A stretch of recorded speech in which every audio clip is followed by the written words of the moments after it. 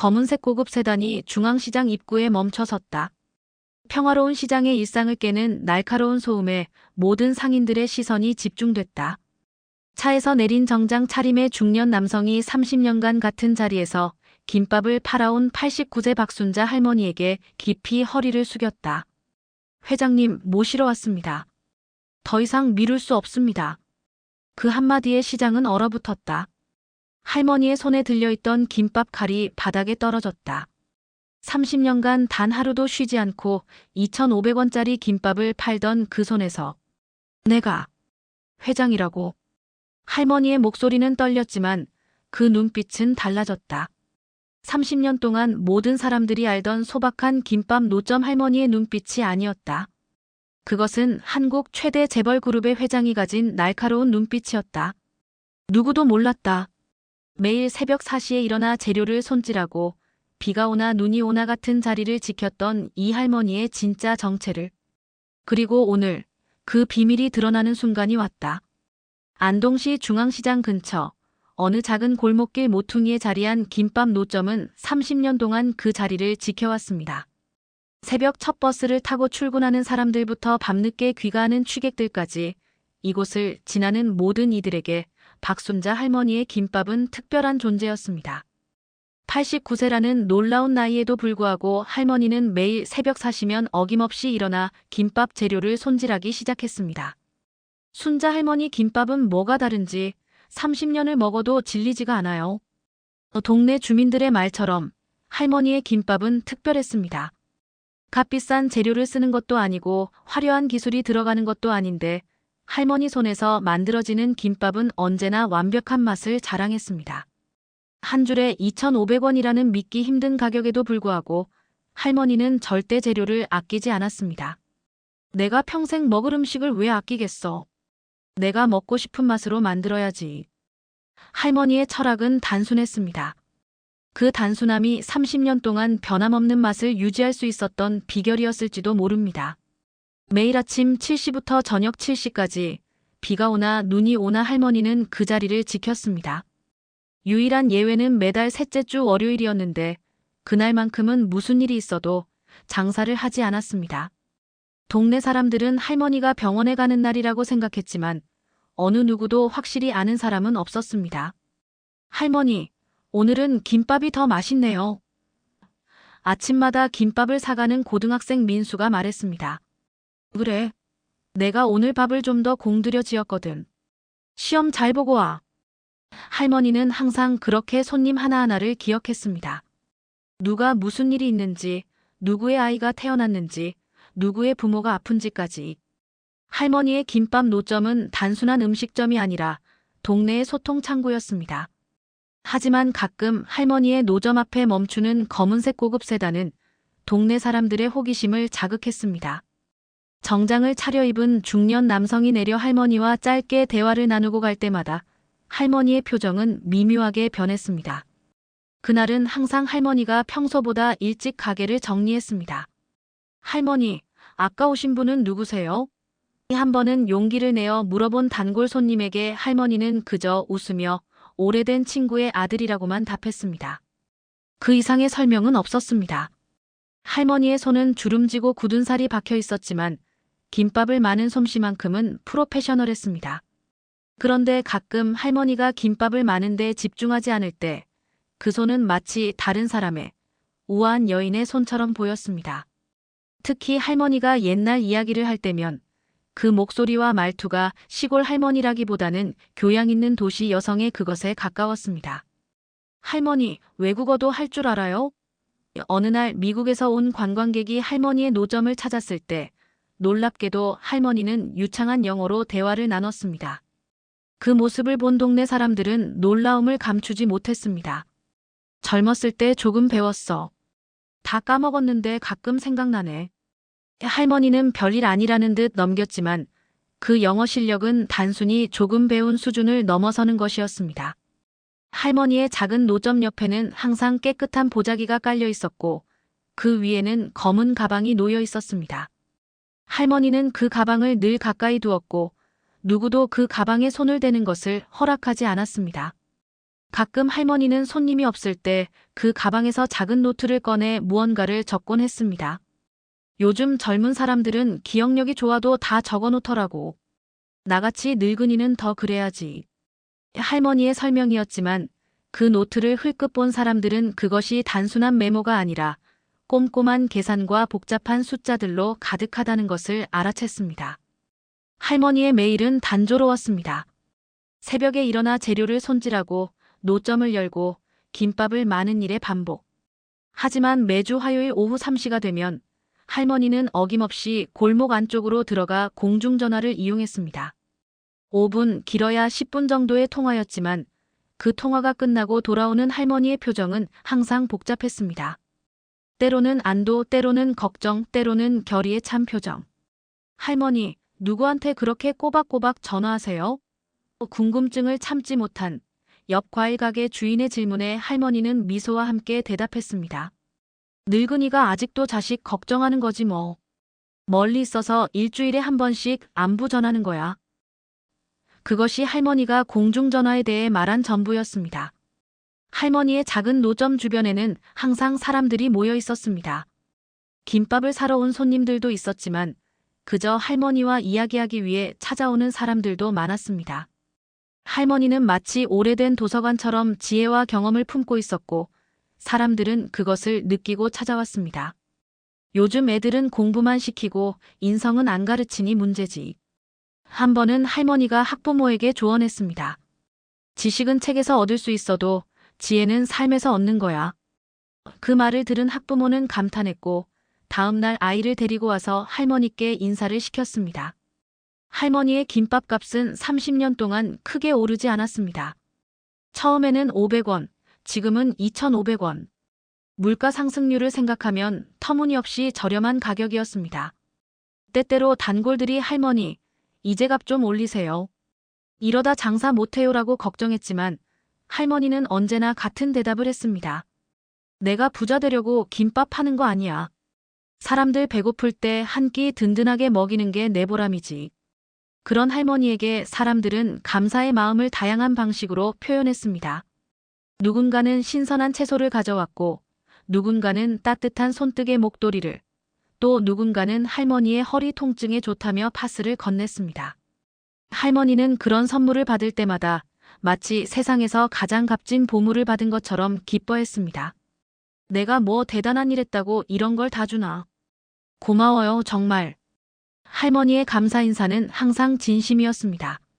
비가 내리는 날이면 할머니는 노점 앞에 작은 비닐 천막을 치고 장사를 이어갔습니다.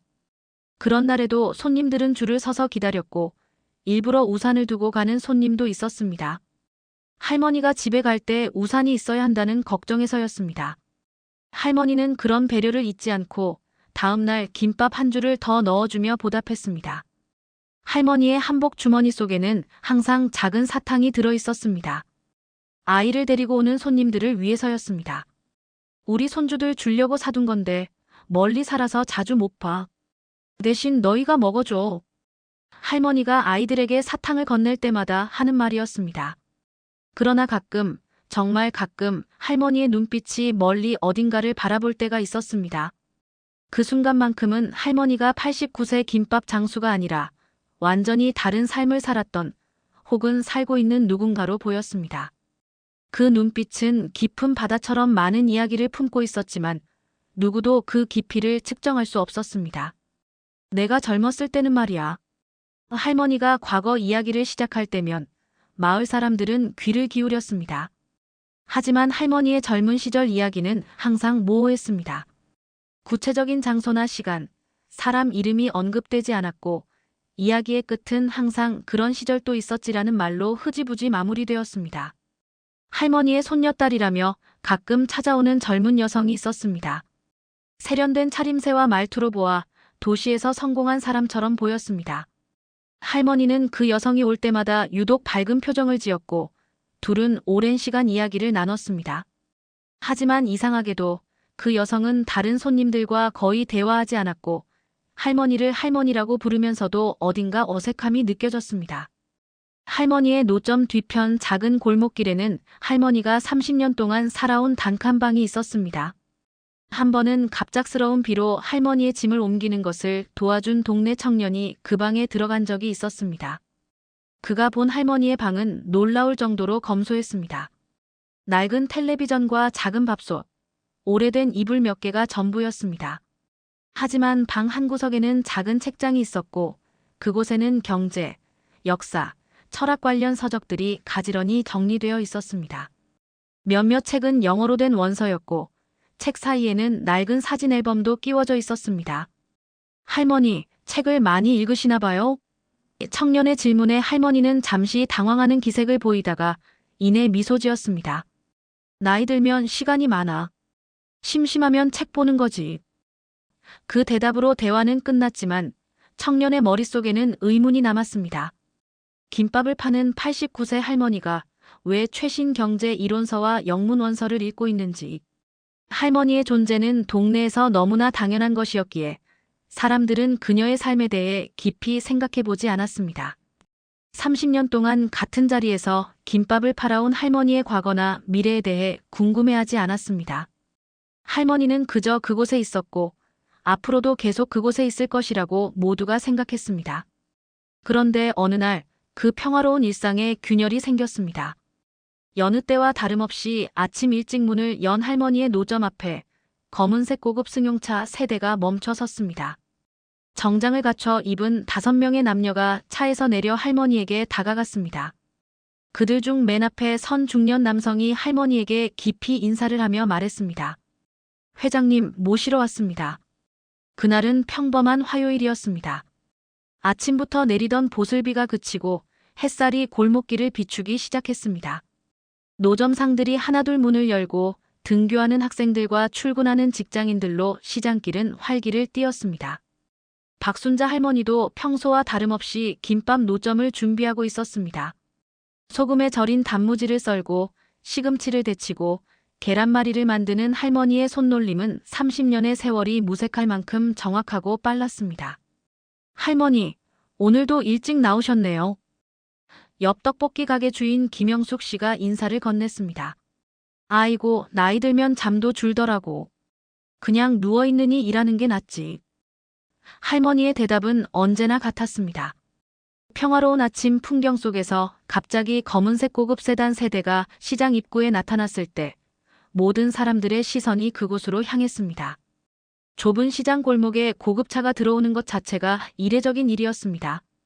차들은 천천히 할머니의 노점 앞에 멈춰 섰고 정장을 갖춰 입은 남녀 5명이 차에서 내렸습니다. 저기 누구야? 뭐 하는 사람들이지? 주변 상인들과 손님들의 수군거림이 시작되었습니다. 그들 중 맨 앞에 선 중년 남성이 할머니에게 다가가 깊이 허리를 숙였습니다. 회장님, 모시러 왔습니다. 그 순간 시장 전체가 정적에 빠졌습니다. 모든 시선이 할머니에게 향했습니다. 할머니는 김밥을 마는 손을 멈추지 않으며 담담하게 물었습니다. 왜 여기까지 왔니? 내가 분명히 연락하지 말라고 했을 텐데. 죄송합니다만 더 이상 미룰 수 없는 상황입니다. 이사회에서 결정했습니다. 남성의 목소리는 단호했지만 공손했습니다. 할머니는 잠시 침묵했습니다. 그녀의 얼굴에서는 복잡한 감정이 스쳐 지나갔습니다. 그때까지도 주변 사람들은 무슨 일이 일어나고 있는지 전혀 이해하지 못했습니다. 제 김밥은 누가 사 먹나? 할머니가 마지막으로 찾아온 이들에게 물었습니다. 그건 저희가 걱정할 문제가 아닙니다. 이제 돌아가셔야 합니다. 할머니는 깊은 한숨을 내쉬었습니다. 그리고는 앞치마를 벗어 깨끗이 개어 노점 위에 올려놓았습니다. 그녀의 움직임에는 결연함이 있었습니다. 여러분, 잠시만요. 할머니가 주변 사람들을 향해 목소리를 높였습니다. 이제껏 들어본 적 없는 권위 있는 목소리였습니다. 제가 잠시 자리를 비워야 할 것 같습니다. 모두들 건강하세요. 그 말을 끝으로 할머니는 옆에 있던 검은 가방을 들고 방문객들과 함께 차로 향했습니다. 할머니가 차에 오르는 순간 할머니의 손길로 만들어진 수천 개의 김밥을 먹어온 사람들의 마음속에는 설명할 수 없는 상실감이 밀려왔습니다. 할머니가 대체 누구시길래? 과일가게 주인 박철수 씨가 중얼거렸습니다. 회장님이라고 했잖아. 옆에 있던 슈퍼마켓 주인이 대답했습니다. 차가 시장을 빠져나가는 동안 한 중학생이 소리쳤습니다. 할머니, 내일도 김밥 사러 올게요. 꼭 돌아오세요. 하지만 검은 차들은 이미 코너를 돌아 시야에서 사라지고 있었습니다. 그날 점심 시장은 평소와 다른 분위기에 휩싸였습니다. 할머니의 빈자리가 너무나 크게 느껴졌습니다. 30년 동안 그 자리를 지켜온 할머니가 갑자기 사라진 것은 마치 오래된 나무가 뿌리째 뽑힌 것 같은 충격이었습니다. 아까 그 사람들 대기업 직원 같더라고. 떡볶이 가게 주인 김영숙 씨가 말했습니다. 그럼 할머니가 정말 무슨 회장이라도 되는 거야? 건어물 가게 할아버지가 믿기지 않는다는 듯 물었습니다. 사람들은 이런저런 추측을 내놓기 시작했습니다. 할머니가 재벌에 숨겨진 가족이라는 설, 대기업 창업주의 미망인이라는 설, 심지어 비밀 요원이었다는 황당한 이야기까지 돌았습니다. 그날 저녁 시장 주변에 사는 동네 주민 이민호 씨가 중요한 정보를 가지고 왔습니다. 그는 할머니가 떠나기 직전 방문객들과 나눈 대화를 우연히 엿들었다고 합니다. 그 사람들이 한국 최대 그룹의 미래가 위험하다면서 할머니를 모셔가야 한다고 했어요. 그리고 할머니가 떠나기 전에 김 비서, 내 집에 가서 필요한 물건만 가져오세요. 그리고 이 골목 사람들에게 내 진심을 전해주세요 라고 말했어요. 이 이야기는 순식간에 시장 전체에 퍼졌습니다. 사람들의 호기심은 점점 커져갔습니다. 밤이 깊어갈 무렵 할머니가 30년간 살아온 단칸방에 불이 켜졌습니다. 정장 차림의 남성 2명이 할머니의 방에 들어갔다가 작은 가방 하나를 들고 나왔습니다. 그들이 떠난 후 호기심을 참지 못한 몇몇 주민들이 할머니의 방을 살펴보았습니다. 방 안은 놀라울 정도로 깨끗하게 정리되어 있었습니다.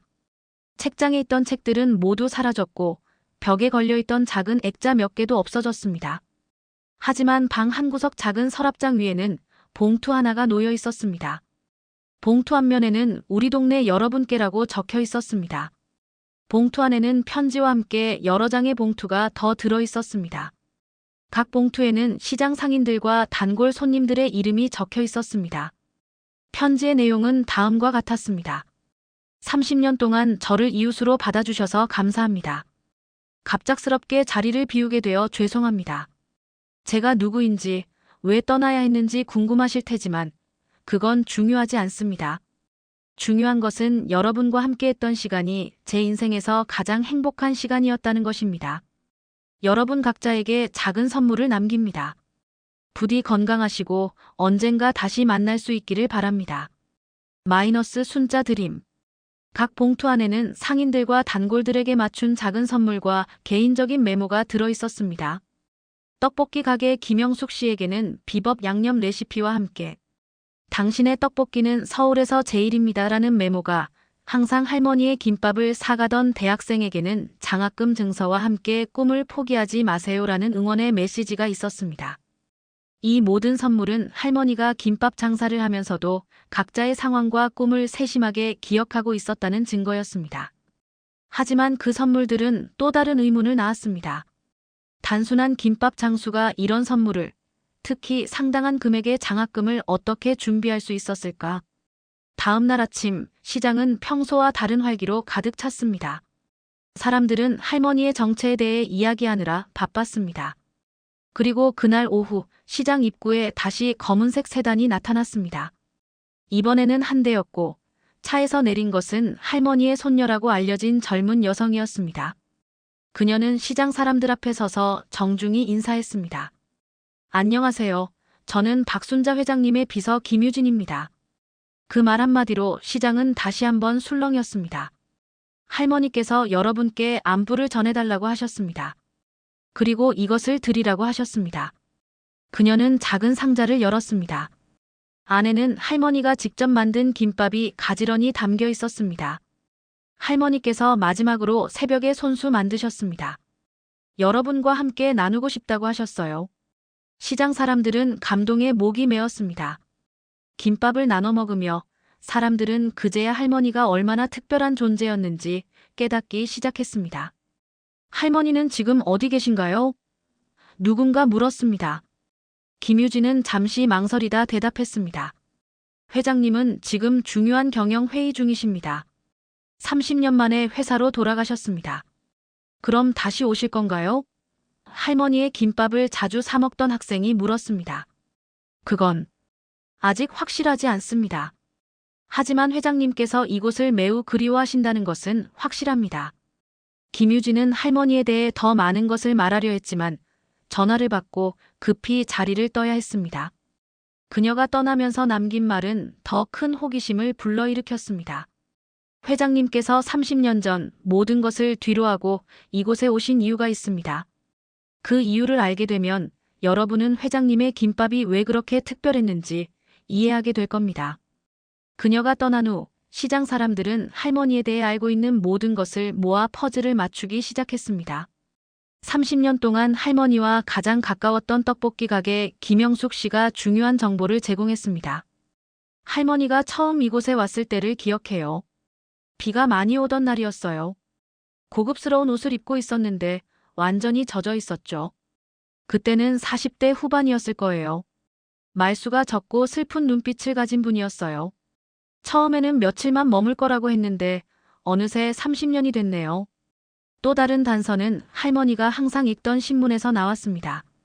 할머니는 매일 아침 경제신문을 꼼꼼히 읽었고 특히 특정 그룹사의 기사에 관심을 보였습니다. 한 번은 그 회사 주가가 크게 떨어졌다는 기사가 났을 때 할머니가 신문을 보며 혼잣말로 내가 있었다면 이런 일은 없었을 텐데라고 말씀하셨어요. 옆 과일 가게 주인이 회상했습니다. 점점 더 많은 조각들이 모이기 시작했습니다. 할머니가 매달 셋째 주 월요일에 장사를 쉬었던 이유, 가끔 고급 차량이 할머니를 찾아왔던 이유, 할머니의 놀라운 외국어 실력과 경제 지식, 그리고 검은 가방에 항상 적어두던 메모들. 그날 밤 시장 사람들은 할머니의 빈 노점 앞에 모여 그녀가 남긴 김밥을 나눠 먹으며 이야기를 나눴습니다. 그들은 30년 동안 자신들 곁에 있었던 사람이 단순한 김밥 장수가 아니라 대기업의 회장이었다는 사실을 아직도 완전히 받아들이지 못했습니다. 할머니가 정말 그런 대단한 사람이었다면 왜 30년 동안 이런 곳에서 김밥을 팔았을까요? 누군가 물었습니다. 답을 아는 사람은 아무도 없었지만 모두의 마음속에는 할머니에 대한 존경과 그리움이 자리 잡았습니다. 그리고 할머니의 진짜 이야기를 알고 싶다는 강한 호기심이 일어났습니다. 이튿날 아침 전국 모든 신문의 일면에는 충격적인 헤드라인이 실렸습니다. 30년간 실종됐던 한국 최대 그룹 창업주 미망인 김밥 장수로 생활하다 경영 복귀. 30년간 실종됐던 한국 최대 그룹 창업주 미망인 김밥 장수로 생활하다 경영 복귀. 이 헤드라인은 전국을 충격에 빠뜨렸습니다. 신문과 방송, 인터넷은 박순자 할머니의 이야기로 뒤덮였습니다. 중앙시장 사람들은 자신들이 30년 동안 알고 지냈던 소박한 할머니가 사실은 한국 최대 재벌그룹 미래그룹의 창업주 미망인이자 현 명예회장이었다는 사실에 놀라움을 금치 못했습니다. 어제까지만 해도 우리 옆에서 김밥 팔던 할머니가 오늘은 뉴스에 나온다니. 떡볶이 가게 김영숙 씨가 텔레비전 화면을 가리키며 말했습니다. 화면 속에는 정장을 입고 기자회견장에 앉아있는 박순자 회장의 모습이 보였습니다. 비록 고급스러운 옷차림과 단정하게 정돈된 머리 스타일이었지만 그 눈빛만큼은 시장에서 김밥을 팔던 할머니와 다름없었습니다. 저는 30년 전 개인적인 이유로 모든 것을 내려놓고 떠났습니다. 그 선택을 후회하지 않습니다. 하지만 이제 미래그룹이 위기에 처한 상황에서 창업자의 뜻을 이어받은 사람으로서 책임을 다하고자 돌아왔습니다. 박순자 회장의 말 한마디 한마디가 전 국민의 이목을 집중시켰습니다. 그녀의 갑작스러운 귀환은 수많은 의문을 낳았습니다. 왜 그녀는 30년 전에 모든 것을 버리고 떠났을까? 왜 하필 중앙시장의 김밥 장수로 살기로 결정했을까? 그리고 왜 지금 돌아왔을까? 중앙시장 사람들은 이 질문들에 대한 답을 찾기 위해 할머니에 대한 모든 기억을 되짚어보기 시작했습니다. 그들이 기억하는 작은 단서들이 큰 퍼즐의 조각이 되었습니다. 할머니가 처음 이곳에 왔을 때 기억나요? 1993년 봄이었어요. 시장에서 가장 오래된 건어물 가게 주인 이명호 씨가 회상했습니다. 누가 봐도 시골 출신이 아니었어요. 말투도 세련되고 걸음걸이도 달랐죠. 처음에는 다들 무슨 사연이 있는 사람인가 했어요. 맞아요. 처음엔 김밥도 제대로 마는 법을 몰랐어요. 과일가게 주인 박철수 씨도 거들었습니다. 제가 가르쳐 드렸죠. 근데 배우는 속도가 정말 빨랐어요. 일주일 만에 저보다 더 예쁘게 마셨으니까요. 이런 기억들이 모여 할머니의 과거에 대한 궁금증은 더욱 커져갔습니다. 같은 시간, 언론은 박순자 회장의 과거를 파헤치기 시작했습니다. 옛 신문 기사와 자료들이 하나둘 발굴되었고 그녀의 놀라운 인생 이야기가 세상에 드러났습니다. 박순자 회장은 1934년 경북 안동의 가난한 농부 집안에서 태어났습니다. 어려운 가정 형편에도 불구하고 뛰어난 두뇌로 장학금을 받아 서울대학교 경제학과를 졸업했습니다. 당시로서는 매우 드문 여성 경제학자로 미국 유학까지 다녀온 수재였습니다. 1958년 그녀는 미래그룹의 창업자 김정호 회장과 결혼했습니다. 단순한 재벌가의 며느리가 아니라 회사의 성장 과정에서 중요한 역할을 한 경영 파트너였습니다. 1980년대 미래그룹의 해외 진출 전략은 상당 부분 그녀의 아이디어였다고 합니다. 1993년 김정호 회장이 갑작스럽게 심장마비로 세상을 떠났습니다. 당시 언론에서는 박순자 여사 당시 59세가 남편의 뒤를 이어 그룹을 이끌 것으로 예상했습니다. 하지만 장례식 직후 그녀는 홀연히 사라졌습니다. 재계와 언론은 큰 충격에 빠졌고 각종 추측이 난무했습니다. 납치설, 도주설, 심지어 사망설까지 있었습니다. 그리고 30년이 지난 지금 그녀는 서울 변두리 중앙시장의 김밥 할머니로 살아온 것이 밝혀진 것입니다. 할머니가 가끔 월요일마다 어디론가 사라졌잖아요. 그게 회사 일 때문이었을까요? 떡볶이 가게 김영숙 씨가 궁금해했습니다. 아마도 그럴 거예요. 언론에 따르면 그녀는 완전히 회사를 떠난 게 아니라 이사회 멤버로 남아 매달 중요한 결정에만 참여했다고 해요. 슈퍼마켓 주인이 신문을 가리키며 말했습니다. 할머니의 비밀스러운 월요일 일정, 가끔씩 방문하던 고급 승용차, 경제신문을 꼼꼼히 읽던 습관, 그리고 검은 가방 속 메모들. 모든 것이 이제야 의미를 가지기 시작했습니다. 중앙시장 사람들은 왜 그토록 부유하고 영향력 있는 여성이 모든 것을 버리고 소박한 김밥 장수의 삶을 선택했는지 이해할 수 없었습니다. 그 의문은 다음날 방송된 박순자 회장의 단독 인터뷰에서 일부 해소되었습니다. 남편이 갑자기 떠난 후 저는 큰 상실감에 빠졌습니다.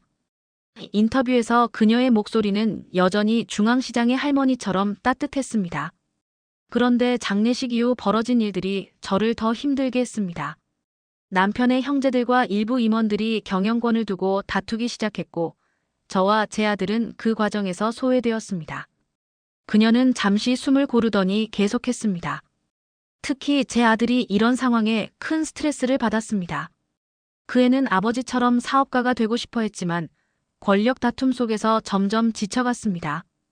어느 날 아들이 저에게 말했습니다. 엄마, 우리 그냥 평범하게 살면 안 될까요? 그 말이 박순자 회장의 인생을 바꾸었습니다. 그녀는 아들과 함께 모든 것을 뒤로하고 떠나기로 결심했습니다. 단 회사의 미래를 위해 이사회 멤버로는 남아 중요한 결정에만 참여하는 조건이었습니다. 저희는 가명을 쓰고 아무도 모르는 곳에서 새 출발을 했습니다. 아들은 평범한 직장인으로 저는 김밥 장수로요. 그녀는 미소 지었습니다.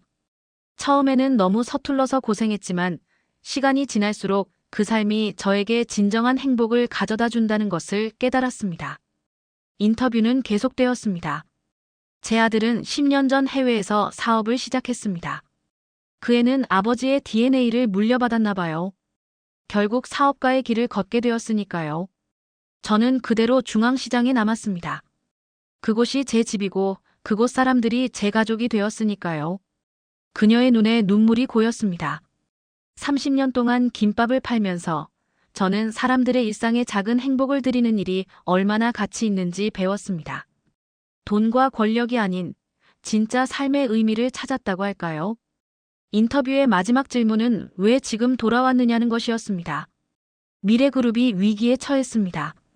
해외 투자가들의 적대적 인수 시도가 있고 내부적으로도 분열이 심해졌습니다. 창업주의 뜻이 흐려지고 있었죠. 제가 이사회에서 반대 의견을 내도 더 이상 받아들여지지 않았습니다. 결국 직접 나서야 한다고 판단했습니다.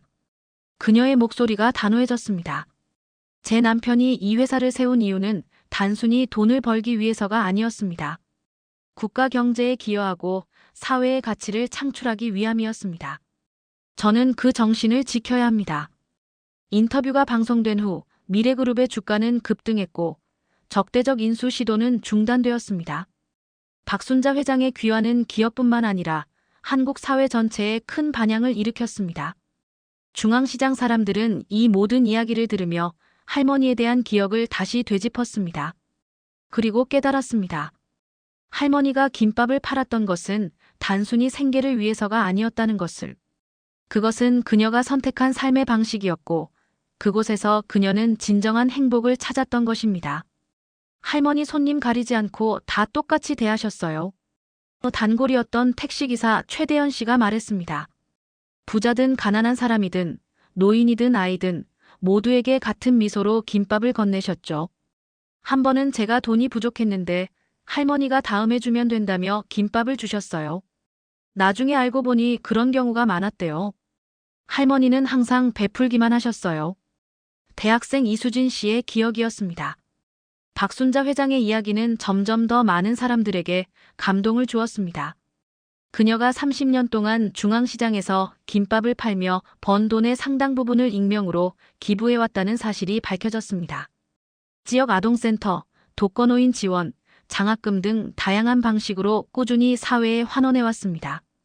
또한 미래그룹의 이사회 참석으로 받는 급여 전액을 직원복지기금으로 기부해왔다는 사실도 알려졌습니다. 그녀는 김밥 장사로 번 돈으로만 30년을 살아온 것입니다. 그런데 한 가지 의문이 남아 있었습니다. 할머니가 늘 챙기던 검은 가방에는 무엇이 들어 있었을까? 그 답은 할머니의 비서 김유진을 통해 알려졌습니다. 회장님의 가방에는 두 가지가 항상 들어 있었습니다. 하나는 회사 관련 문서와 재무제표였고 다른 하나는 중앙시장 사람들에 대한 기록이었습니다. 그녀는 중앙시장 사람들을 인터뷰하러 온 방송 기자에게 이렇게 말했습니다. 회장님은 매일 밤 일기처럼 그날 만난 사람들의 이야기를 기록하셨습니다. 누구의 아이가 대학에 합격했는지, 누구의 가게가 어려움을 겪고 있는지, 누구에게 어떤 도움이 필요한지. 그리고 그에 맞춰 조용히 도움을 주셨죠. 중앙시장 사람들은 할머니가 자신들의 삶에 얼마나 깊이 관여하고 있었는지 이제야 알게 되었습니다. 30년간 그들의 기쁨과 슬픔을 함께하며 자신의 능력 안에서 최대한 도움을 주려 했던 그 마음이 김밥에 담겨 있었던 것입니다. 이제 할머니가 왜 그렇게 맛있는 김밥을 만들 수 있었는지 알겠어요. 떡볶이 가게 김영숙 씨가 말했습니다. 그건 재료나 기술이 아니라 사람을 향한 진심이었던 거죠. 미래그룹 본사의 대회의실. 창을 통해 서울의 화려한 스카이라인이 내려다보이는 이곳에 박순자 회장이 앉아 있었습니다. 30년간 김밥을 팔던 손으로 회의 자료를 넘기는 모습이 어색하면서도 묘하게 어울렸습니다. 굳은 살이 박힌 그 손은 이제 한국 경제의 큰 축을 움직이는 결정권을 다시 쥐게 되었습니다. 회장님, 해외 투자자들과의 미팅이 10분 후에 시작됩니다. 비서실장이 공손히 알렸습니다. 박순자 회장은 고개를 끄덕였습니다. 그녀의 눈빛은 평온했지만 마음속으로는 지난 며칠간의 변화를 아직도 완전히 받아들이지 못하고 있었습니다. 고급스러운 사무실, 비서들의 정중한 태도, 그리고 끊임없이 걸려오는 중요한 전화들. 이 모든 것이 한 달 전까지 김밥을 팔던 자신의 일상과는 너무나 달랐습니다. 30년 만의 귀환, 어떠신가요? 그날 아침 그녀를 인터뷰하러 온 경제신문 기자가 물었습니다. 마치 다른 세상에 온 것 같습니다. 박순자 회장이 답했습니다. 하지만 동시에 마치 어제 떠난 것처럼 익숙하기도 합니다. 그녀의 경영 복귀 소식은 재계에 엄청난 파장을 일으켰습니다. 미래그룹은 한국 10대 그룹 중 하나로 전자, 화학, 건설, 금융 등 다양한 분야에 걸쳐 60개가 넘는 계열사를 보유한 거대 기업이었습니다. 그룹의 시가총액은 약 80조 원에 달했고 전 세계 20만 명의 직원이 일하고 있었습니다. 그리고 지금 이 거대한 그룹의 운명이 89세 김밥 할머니의 손에 달려 있었습니다. 박순자 회장이 보유한 미래그룹 지분은 정확히 얼마나 됩니까? 기자가 질문했습니다. 창업주 남편으로부터 상속받은 지분 18%와 이후 확보한 2%를 합쳐 총 20%입니다. 단일 최대 주주이지요. 비서실장이 대신 답했습니다. 현재 시장 가치로 약 16조 원에 달하는 엄청난 재산이었습니다. 30년간 김밥을 팔아 하루 10만 원을 벌었다고 가정해도 365일 쉬지 않고 장사해야 1억 원 남짓. 그런 속도로는 16조 원을 모으는데 무려 160만 년이 걸릴 금액이었습니다. 할머니. 아니, 회장님께서는 그 어마어마한 부를 뒤로하고 김밥 장수로 사신 이유가 무엇입니까? 기자의 질문은 모두가 궁금해하는 것이었습니다. 박순자 회장은 잠시 창밖을 바라보았습니다. 그녀의 눈에는 복잡한 감정이 교차했습니다. 돈이 전부는 아니라는 것을 깨달았기 때문입니다. 제 남편은 이 그룹을 일구기 위해 모든 것을 바쳤습니다. 건강, 가족과의 시간, 그리고 결국은 생명까지. 그녀는 잠시 말을 멈추었습니다. 남편이 떠난 후 저는 그가 그토록 바친 이 그룹이 권력 다툼의 장이 되는 것을 보았습니다. 돈과 권력을 위해 서로를 해치는 모습에 환멸을 느꼈습니다. 그래서 떠나셨군요. 네. 아들과 함께 새로운 삶을 시작하고 싶었습니다.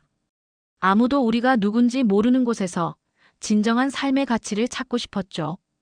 박순자 회장의 아들 김준혁 씨는 현재 미국 실리콘밸리에서 성공한 벤처기업가가 되어 있었습니다.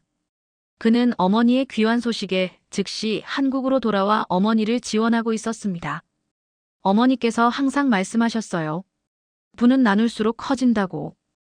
김준혁 씨는 어머니와 함께한 인터뷰에서 말했습니다. 어머니는 중앙시장에서도 그 철학을 실천하셨습니다. 벌어들인 돈의 상당 부분을 항상 남을 돕는 데 사용하셨어요. 그럼 박순자 회장이 30년 만에 경영 일선에 복귀한 이유는 무엇이었을까? 그 답은 미래그룹이 직면한 심각한 위기에 있었습니다. 남편 사망 후 그룹을 이끌어온 시동생 김정민 회장이 1년 전 별세하면서 그룹 내 경영권 분쟁이 시작되었습니다.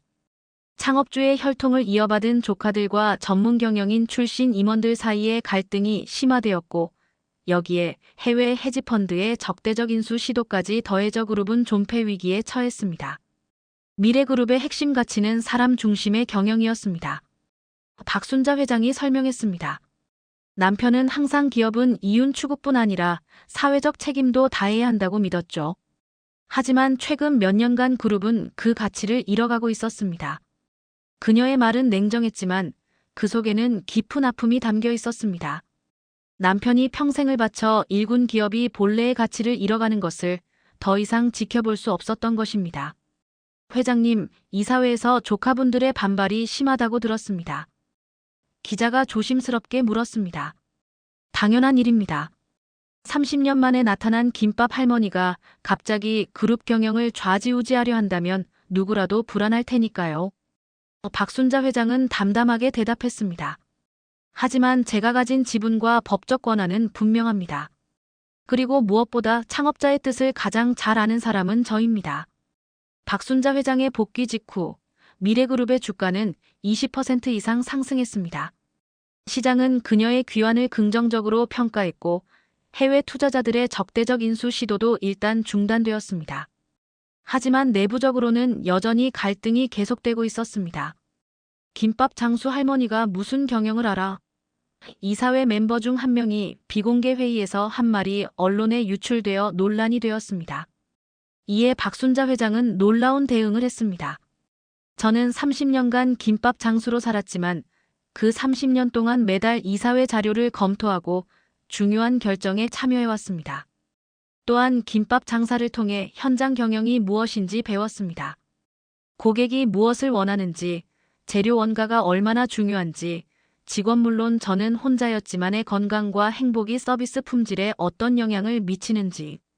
이런 기본을 잊은 채 숫자만 쫓는 경영이 우리 그룹의 위기를 불러왔다고 생각합니다. 이 발언은 임직원들 사이에서 큰 반향을 일으켰습니다.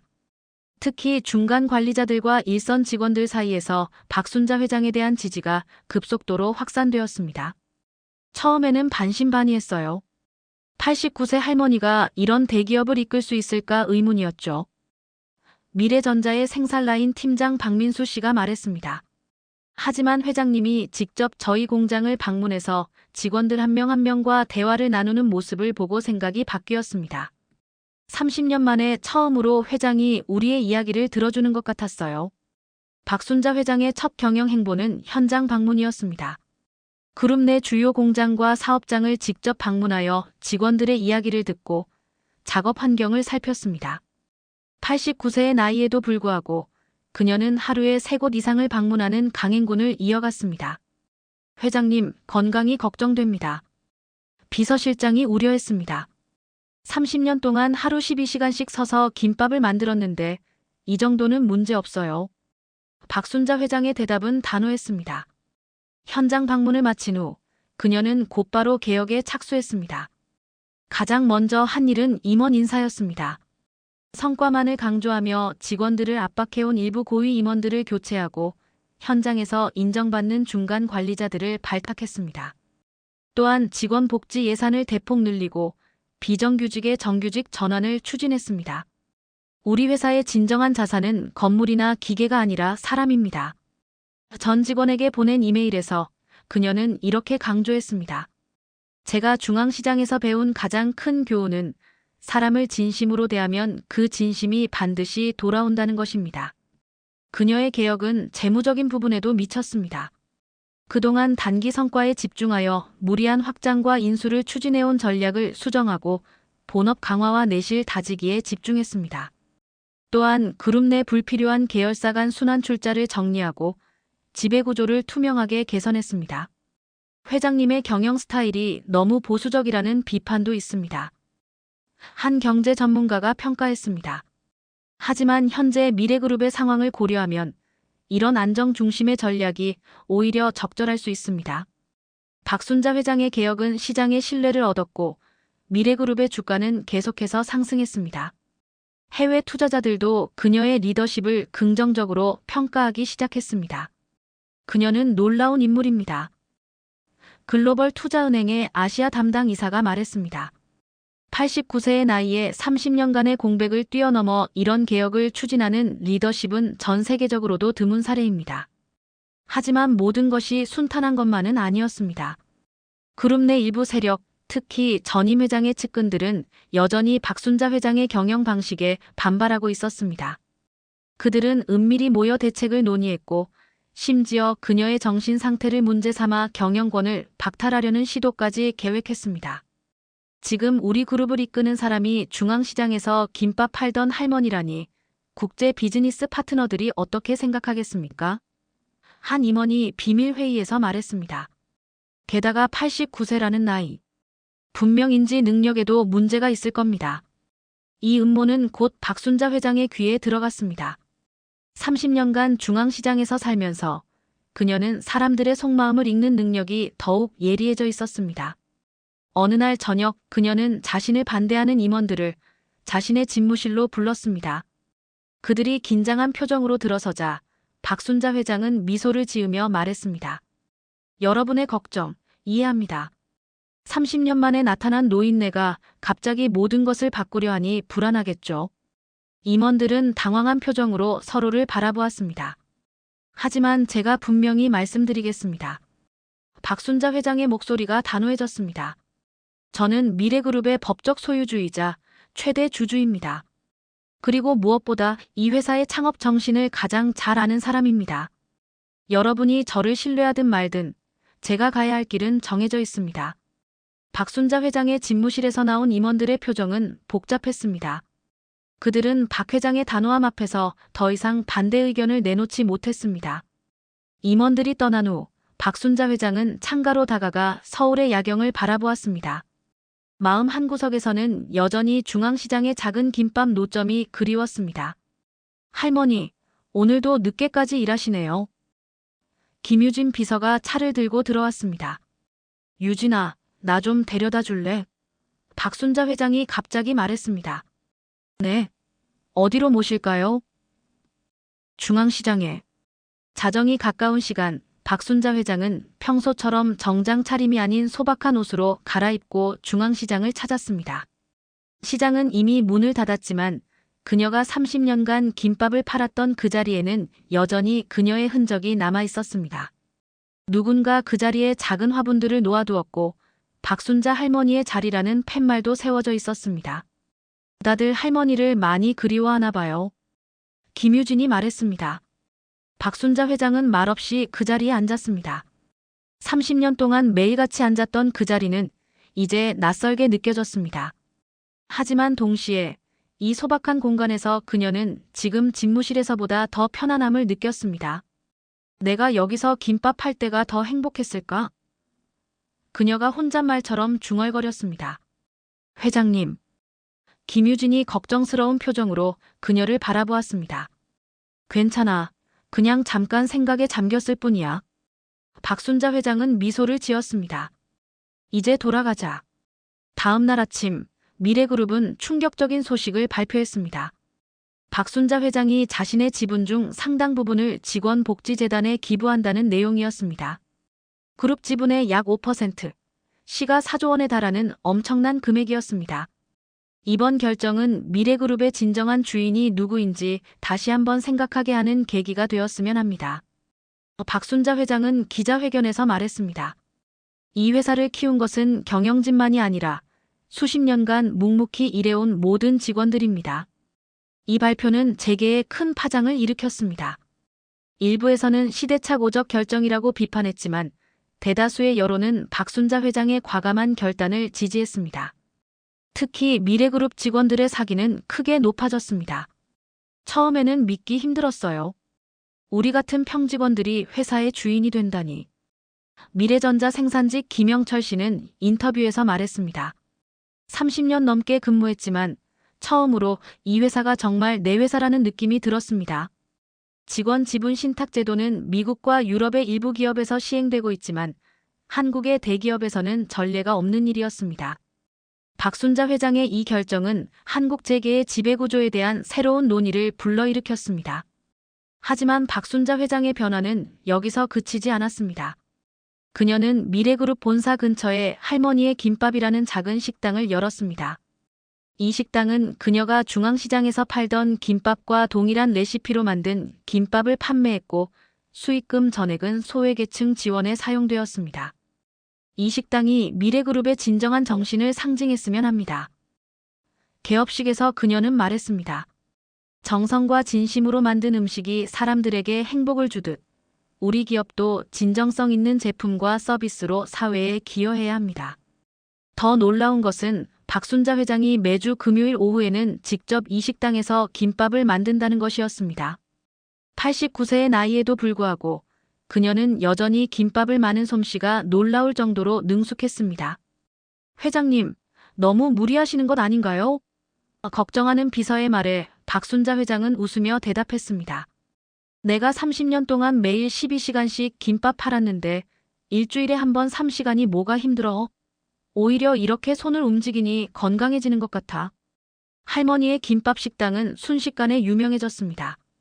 박순자 회장이 직접 김밥을 마는 금요일에는 새벽부터 줄을 서서 기다리는 사람들로 가득했습니다. 단순한 호기심을 넘어 많은 사람들이 그녀의 인생 이야기와 철학에 감동받고 있었습니다. 제가 창업을 준비하고 있는데 할머니의 이야기를 듣고 용기를 얻었어요. 한 청년이 말했습니다. 성공이 돈과 명예만을 의미하는 건 아니라는 걸 깨달았거든요. 박순자 회장의 영향력은 미래그룹을 넘어 한국 사회 전체로 확산되고 있었습니다. 중앙시장의 김밥 할머니에서 재벌 그룹 회장으로 변신한 그녀의 이야기는 많은 사람들에게 삶의 가치와 의미에 대해 다시 생각하게 만들었습니다. 그런 가운데 박순자 회장은 또 다른 중요한 결정을 내렸습니다. 중앙시장의 옛 단골들을 미래그룹 본사로 초대한 것입니다. 회사 공식 행사로 30년간 그녀의 김밥을 사 먹던 시장 상인들과 단골 손님들이 초대되었습니다. 처음엔 말도 안 된다고 생각했어요. 우리 같은 사람들이 이런 대기업 본사에 초대받다니. 떡볶이 가게 김영숙 씨가 말했습니다. 근데 와보니 여전히 우리 순자 할머니더라고요. 옷만 좀 바뀌었을 뿐. 초대받은 사람들은 본사 구내식당에서 박순자 회장이 직접 만든 김밥으로 대접받았습니다. 그리고 그 자리에서 그녀는 놀라운 발표를 했습니다. 여러분은 30년 동안 저에게 가족과 같은 존재였습니다. 그래서 오늘 중앙시장 상인회의 미래그룹 복지재단을 통해 50억 원을 지원하기로 결정했습니다. 이 자금으로 시장 환경을 개선하고 어려운 상인들을 돕는 데 사용해 주시기 바랍니다. 참석자들은 놀라움과 감동으로 말을 잇지 못했습니다. 박순자 회장은 계속해서 말했습니다. 또한 중앙시장에 할머니의 김밥 2호점을 열고 그곳에서 청년 창업자들을 지원하는 프로그램을 시작하려 합니다. 제가 30년 동안 시장에서 배운 것들을 다음 세대에게 전하고 싶습니다. 이 소식은 중앙시장에 큰 희망을 가져다 주었습니다. 최근 대형마트와 온라인 쇼핑의 성장으로 어려움을 겪던 전통시장에 새로운 활력이 불어넣어진 것입니다. 할머니가 떠나셨을 때 시장이 많이 침체됐었는데 이제 다시 활기를 찾을 것 같아요. 건어물 가게 주인 이명호 씨가 기쁜 표정으로 말했습니다. 한편 미래그룹 내부에서는 박순자 회장의 경영 스타일을 두고 여전히 의견이 갈리고 있었습니다. 일부 임원들은 그녀의 사람 중심 경영이 단기적 수익성을 저해할 수 있다고 우려했습니다. 특히 직원 복지 강화와 사회 공헌에 쏟아붓는 비용이 주주 가치를 훼손한다는 비판이 제기되었습니다. 물론 직원 복지와 사회적 책임은 중요합니다. 하지만 우리는 자선단체가 아니라 기업입니다. 수익성이 보장되지 않으면 지속 가능하지 않습니다. 재무 담당 임원이 이사회에서 주장했습니다. 이런 비판에 박순자 회장은 담담하게 응답했습니다. 30년 동안 김밥을 팔면서 배운 것이 있습니다. 장사는 단순히 이익만을 추구하는 것이 아니라는 것입니다. 고객에게 진심 어린 서비스를 제공하고 정직하게 최선을 다할 때 자연스럽게 이익이 따라옵니다. 기업도 마찬가지입니다. 그녀는 계속해서 말했습니다. 직원들이 행복하게 일할 때 생산성이 높아지고 사회적 책임을 다할 때 브랜드 가치가 올라갑니다. 단기적으로는 비용이 들지 몰라도 장기적으로는 더 큰 가치를 창출합니다. 박순자 회장의 경영 철학은 점차 성과로 나타나기 시작했습니다. 직원 만족도 조사에서 미래그룹은 역대 최고 점수를 기록했고 이직률은 크게 감소했습니다. 또한 사람 중심 기업이라는 새로운 이미지는 소비자들에게도 긍정적으로 받아들여져 제품 판매량과 고객 충성도가 증가했습니다. 하지만 모든 것이 순탄한 것만은 아니었습니다. 박순자 회장의 건강이 갑자기 악화된 것입니다. 과로와 스트레스로 인해 그녀는 하루 동안 병원에 입원해야 했습니다. 회장님, 이제는 좀 쉬셔야 합니다. 담당 의사가 권고했습니다. 89세의 나이에 이런 강도 높은 업무는 건강에 매우 위험합니다. 병원 침대에 누워있는 박순자 회장 곁에는 아들 김준혁 씨가 걱정스러운 표정으로 앉아 있었습니다. 어머니, 이제 그만 경영에서 물러나시는 게 어떨까요? 제가 어머니의 뜻을 이어받아 회사를 운영하겠습니다. 박순자 회장은 아들의 손을 꼭 잡았습니다. 준혁아, 내가 김밥 팔 때는 건강에 아무 문제 없었는데 회사 일하니까 이렇게 됐네. 그녀는 작게 웃었습니다. 하지만 아직 내가 해야 할 일이 남아있어. 조금만 더 시간을 줘. 그녀의 입원 소식은 직원들 사이에 큰 걱정을 불러일으켰습니다. 많은 직원들이 병문안을 오거나 응원 메시지를 보냈고 중앙시장 사람들도 위문 방문을 했습니다. 할머니, 무리하지 마세요. 우리가 할머니 김밥 맛을 더 오래 보고 싶어요. 단골이었던 학생, 이제는 대학생이 된 민수가 말했습니다. 이런 따뜻한 관심 속에서 박순자 회장은 빠르게 회복했고 일주일 후 다시 회사로 복귀했습니다. 하지만 그녀는 의사의 권고를 받아들여 업무 강도를 조절하기로 했습니다. 할머니의 김밥 식당에서 매주 금요일 김밥을 만드는 일은 계속했지만 일부 경영 업무는 아들과 신뢰할 수 있는 임원들에게 위임했습니다. 그러면서도 그녀는 회사의 중요한 결정에는 여전히 깊이 관여했습니다. 나이가 들면 몸은 약해지지만 경험의 지혜는 더 강해집니다. 그녀는 기자와의 인터뷰에서 말했습니다. 제가 할머니로서, 어머니로서, 그리고 30년간의 김밥 장수로서 쌓은 경험이 지금 미래그룹을 이끄는 데 큰 자산이 되고 있습니다. 복귀 후 그녀의 첫 결정은 미래 나눔 프로젝트의 출범이었습니다. 이 프로젝트는 미래그룹의 기술과 자원을 활용해 사회 문제 해결에 기여하는 대규모 사회공헌 프로그램이었습니다. 노인 돌봄 로봇 개발, 농촌 지역 교육 지원, 환경보호기술 보급 등 다양한 사업이 포함되었습니다. 미래그룹의 이름에 걸맞게 우리는 더 나은 미래를 만드는 데 기여해야 합니다. 박순자 회장은 프로젝트 발표 자리에서 말했습니다. 제가 중앙시장에서 보낸 30년은 결코 낭비된 시간이 아닙니다. 그곳에서 저는 진정한 나눔과 공존의 가치를 배웠고 이제 그 가치를 미래그룹의 DNA로 만들고자 합니다. 미래그룹 본사 옥상 정원. 서울의 가을 하늘이 맑게 펼쳐진 아침, 박순자 회장은 혼자 벤치에 앉아 차를 마시고 있었습니다. 복귀 후 6개월 그녀의 경영은 한국 재계에 신선한 바람을 불러일으켰습니다. 미래그룹은 이제 사람 중심 경영의 대표적인 사례로 국내외에서 주목받고 있었습니다. 회장님, 오늘의 일정 보고 드립니다. 김유진 비서가 다가왔습니다. 아, 유진아. 좋은 아침이구나. 오늘의 하늘이 참 아름답지? 박순자 회장은 하늘을 가리키며 미소 지었습니다. 김유진은 잠시 하늘을 올려다본 뒤 고개를 끄덕였습니다. 네, 정말 맑네요. 30년 동안 매일 아침 하늘을 보며 김밥을 마는 일로 하루를 시작했어. 그 습관은 아직도 못 버리겠네. 박순자 회장은 차를 한 모금 마시고 물었습니다. 오늘 일정은 어떻게 되나? 오전 10시에 해외 투자자들과의 화상회의, 오후 2시에 신규 사회공헌 프로젝트 발표, 그리고 저녁 7시에 90세 생신 축하 행사가 있습니다. 90세 생일이라. 나도 이제 많이 늙었구나. 박순자 회장은 잠시 생각에 잠겼습니다. 30년 전 남편의 죽음과 경영권 분쟁 속에서 모든 것을 뒤로하고 떠났던 그날이 떠올랐습니다. 그리고 중앙시장에서의 첫날, 서툰 손으로 김밥을 마느라 고생했던 기억, 조금씩 단골이 생기고 시장 사람들과 가족처럼 지냈던 시간들. 회장님. 김유진이 조심스레 부르자 박순자 회장은 현실로 돌아왔습니다. 아, 미안해. 잠시 옛날 생각에 빠졌어. 그녀는 일어서며 말했습니다. 좋아, 오늘도 열심히 해보자.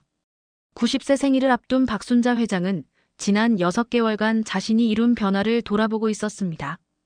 그녀의 리더십 아래 미래그룹은 많은 면에서 달라졌습니다. 가장 눈에 띄는 변화는 조직 문화였습니다.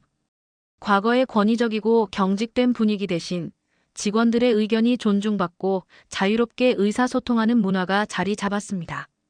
할머니의 말씀이라 불리는 박순자 회장의 경영 철학이 전사적으로 전파되었고 이는 직원들의 열정과 창의성을 끌어올렸습니다. 어떤 사람이든 진심으로 대하고 그 사람의 이야기를 귀 기울여 들어주세요. 모든 사람은 존중받을 가치가 있습니다. 이는 박순자 회장이 자주 강조하는 말이었고 이제는 미래그룹의 핵심 가치가 되었습니다. 또 다른 중요한 변화는 경영 투명성의 강화였습니다.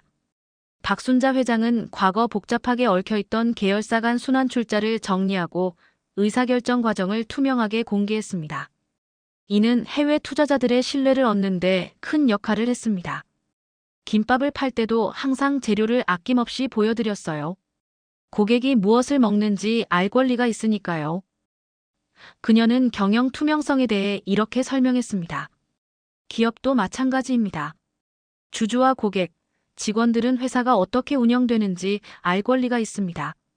박순자 회장의 경영은 재무적으로도 성과를 거두고 있었습니다.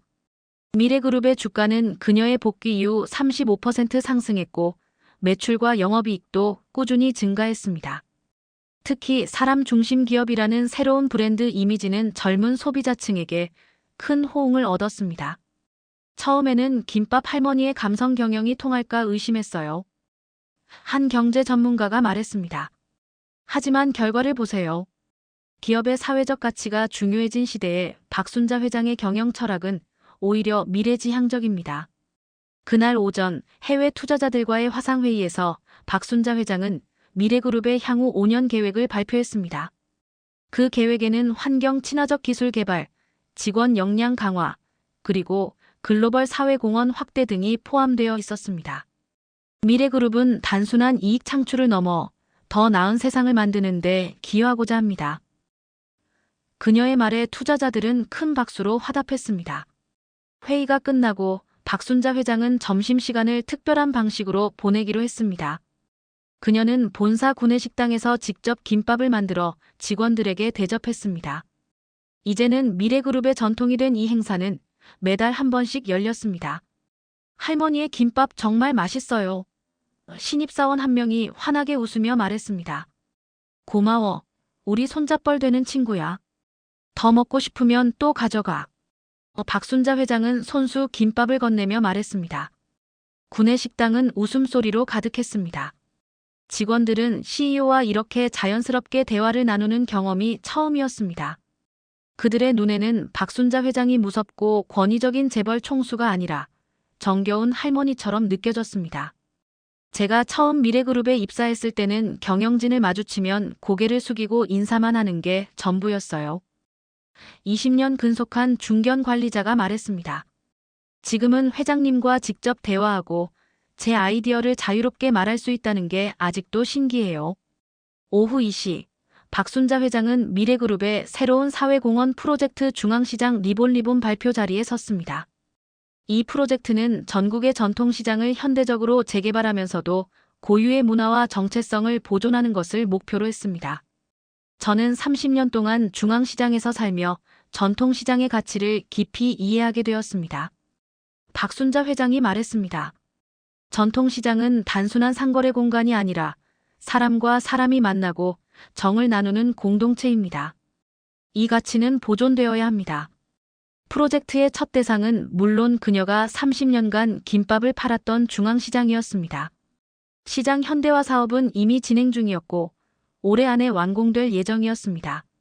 새롭게 단장된 시장에는 박순자 회장의 김밥 노점을 재현한 작은 기념관도 들어설 계획이었습니다. 할머니, 중앙시장이 새롭게 바뀌는데 어떤 마음이세요? 기자가 질문했습니다. 물론 조금 아쉽기도 해요. 30년의 추억이 담긴 곳이니까. 박순자 회장은 솔직하게 대답했습니다. 하지만 변화는 필요합니다. 중요한 것은 그 변화가 사람을 위한 것이어야 한다는 점입니다. 더 많은 사람들이 찾고 더 많은 상인들이 잘 살 수 있는 시장이 되길 바랍니다. 저녁 7시 미래그룹 임직원들과 특별 초청된 중앙시장 상인들 그리고 가족들이 모인 가운데 박순자 회장의 90세 생일 축하 행사가 열렸습니다. 화려한 호텔 연회장 대신 그녀의 요청으로 중앙시장 입구에 마련된 야외 공간에서 행사가 진행되었습니다. 할머니의 고집이 또 나왔네. 아들 김준혁 씨가 웃으며 말했습니다. 어머니는 항상 본인이 편안한 곳에서 중요한 순간을 맞이하고 싶어 하세요. 행사장에는 특별한 케이크가 준비되어 있었습니다. 평범한 생일 케이크가 아니라 김밥 모양으로 정교하게 만들어진 케이크였습니다. 참석자들은 이 아이디어에 박수를 보냈고 박순자 회장은 환하게 웃었습니다. 여러분, 이렇게 제 생일을 축하해 주셔서 감사합니다. 박순자 회장이 연단에 섰습니다. 90년이라는 긴 시간 동안 저는 많은 변화를 겪었습니다. 가난한 농부의 딸에서 대학 교수로, 미래그룹의 회장 부인으로, 그리고 중앙시장의 김밥 할머니로, 그리고 이제 다시 미래그룹의 회장으로 서 있습니다. 그녀는 잠시 말을 멈추고 참석자들의 얼굴을 하나하나 바라보았습니다. 하지만 제 인생에서 가장 행복했던 시간을 꼽으라면 저는 주저없이 중앙시장에서 보낸 30년이라고 말하고 싶습니다. 참석자들 사이에서 작은 탄성이 흘러나왔습니다.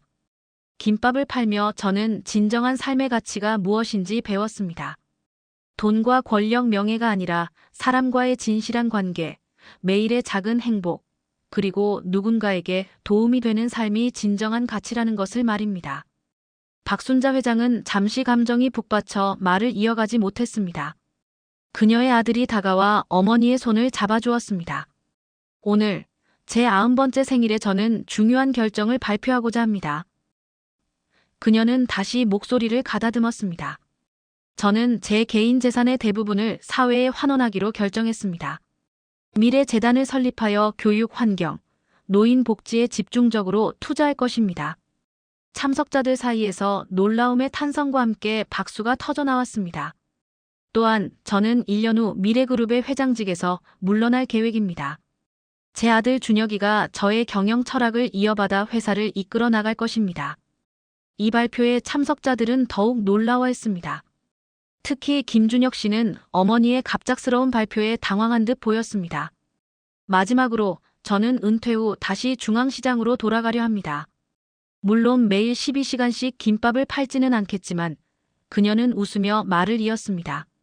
새롭게 단장될 중앙시장의 할머니의 김밥 기념관에서 일주일에 한 번 젊은이들에게 김밥 만드는 법을 가르치며 제 남은 시간을 보내고 싶습니다. 박수 소리가 행사장을 가득 채웠습니다. 많은 이들의 눈에는 감동의 눈물이 맺혔습니다. 여러분, 제가 90년 동안 배운 가장 중요한 교훈을 나누고 싶습니다. 박순자 회장의 목소리는 더욱 또렷해졌습니다. 인생에서 가장 중요한 것은 여러분이 가진 것이 아니라 여러분이 나눈 것입니다. 성공의 척도는 은행 계좌의 숫자가 아니라 여러분이 긍정적인 영향을 끼친 사람들의 수입니다. 할머니의 김밥처럼 진심과 정성을 담아 살아가십시오. 그것이 제가 30년간 김밥을 팔며 깨달은 인생의 비밀입니다. 행사가 끝난 후 박순자 회장은 중앙시장의 옛 단골들과 함께 자신이 30년 동안 김밥을 팔았던 그 자리를 찾았습니다.